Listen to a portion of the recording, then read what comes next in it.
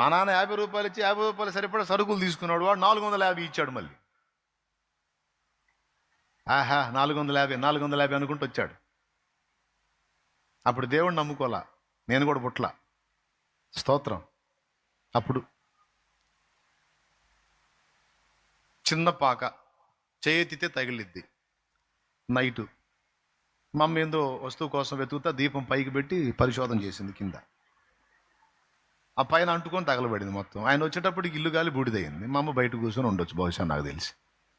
450 450 450, ఇక్కడ 4000 4000. ఎందుకు కాలింది? కనీసం 4000 అయిందిగా గుడిసె, పాక వేసుకున్నా.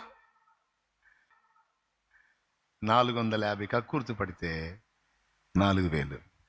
అది సుత రోడ్డు పక్కన కనపడ్డ డబ్బులు కూడా తీసుకోదు మా అమ్మ.